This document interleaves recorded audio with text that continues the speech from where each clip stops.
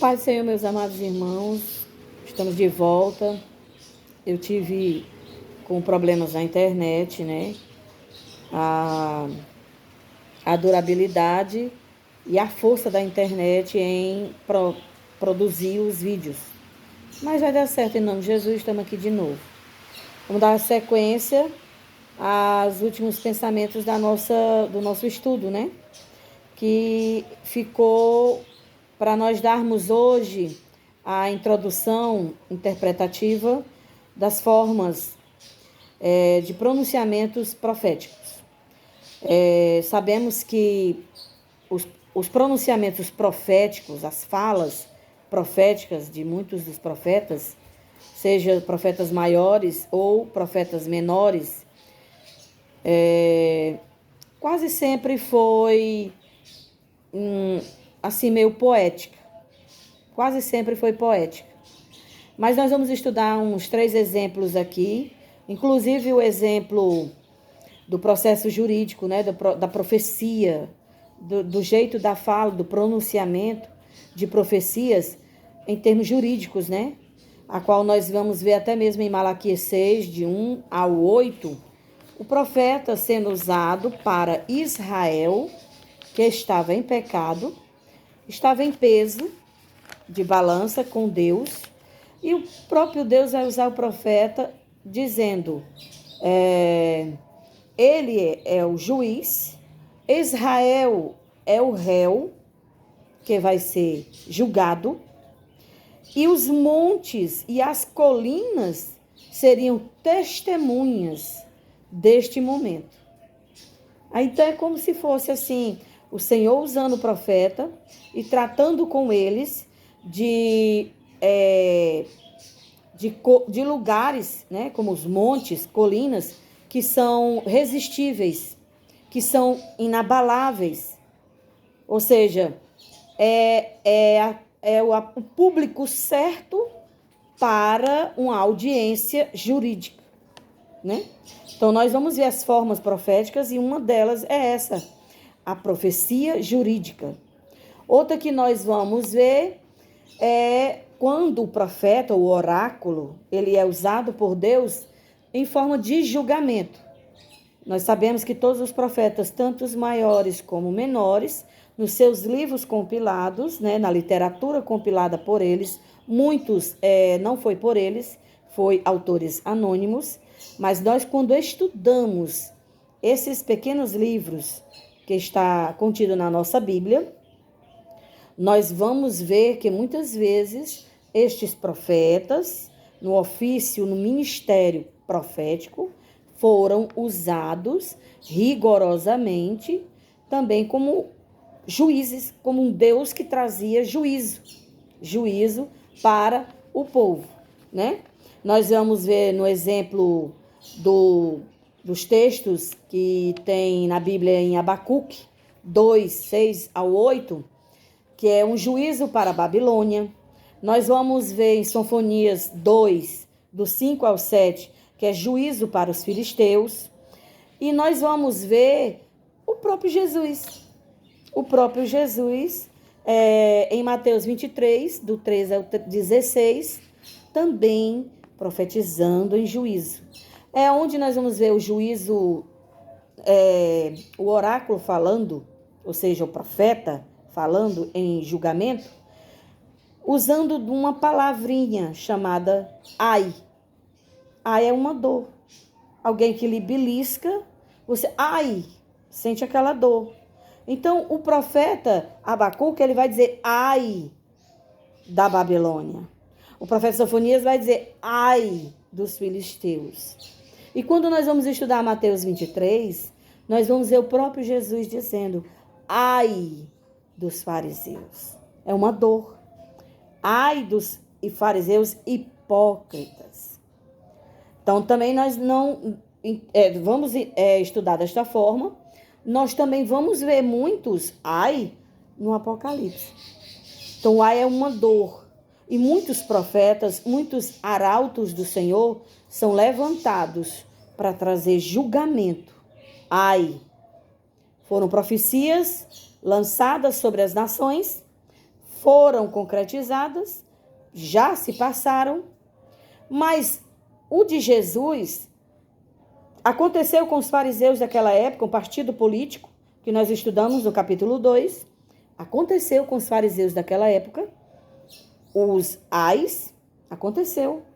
Mas existem muitos no nosso tempo de hoje que são fariseus hipócritas. Eles criam leis para que os seus irmãos levem, carreguem essas leis que nem eles mesmos cumprem.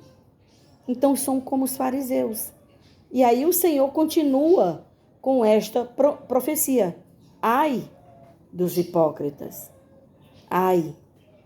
Porque o Senhor também trará julgamento, né? Também tem o Senhor usando o oráculo para falar sobre a salvação. São muitos esses textos, irmãos, em que o Senhor vai usar profetas com as mensagens, né? Anunciando bênçãos, paz, perdão, esperança. E nessas palavras, muitas vezes os profetas vão usar de palavrinhas como: não temas, não temas, assim diz o Senhor. Não temas, não tenha medo. Porque existe o temer para não ter medo, como existe também a verbalização do temer para ter reverência e respeito. Nós não devemos ter medo de Deus, devemos ter reverência e respeito. Mas quando ele usa um profeta e chega para o povo, ou para o rei, ou para um sacerdote, ou para uma pessoa específica e diz: não temas, ali ele está dizendo: não tenha medo, não tenha medo. Em Jeremias 31, do 1 ao 9, nós vamos ver o termo naquele dia. Naquele dia, o Senhor Deus vai fazer restauração nas famílias. Esse texto vai dizer isso, Jeremias. Então, também existe esse termo, não temas, onde os profetas vão usar, o oráculo vai usar, trazendo ali uma bênção, uma salvação, uma palavra de esperança, uma palavra de salvação. Mas também tem o naquele dia. Naquele dia eu mudarei o quadro, eu farei melhor. Amós 9, 11 ao 15 vai dizer: naquele dia tornarei a levantar o tabernáculo. Tabernáculo caído.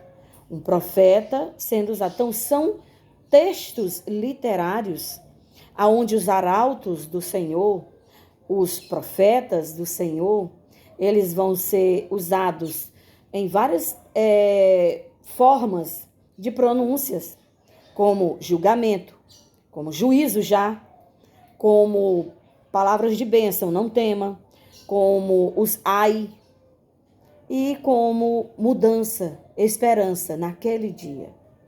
Então, é o que nós estudamos nesses textos dos profetas. Continuando, tem também a forma usada pelos profetas do profetismo e predição do futuro. São textos de alguns profetas prevendo o futuro, mas um futuro próximo, que já se cumpriu e para nós é passado. Como profeta contra a Babilônia, né, contra a Síria, como o Senhor Jesus, como ele também profetizou sobre Roma, né? O texto onde vamos ver que não ficaria pedra sobre pedra, ele falando no templo de Jerusalém, e o que Roma iria fazer. Então, se cumpriu, já é passado, mas o Senhor usou os seus profetas, está na literatura. E isso não tem mensagem oculta, não tem verdades ocultas, não. Está nítido, está profetizado e foi concretizado.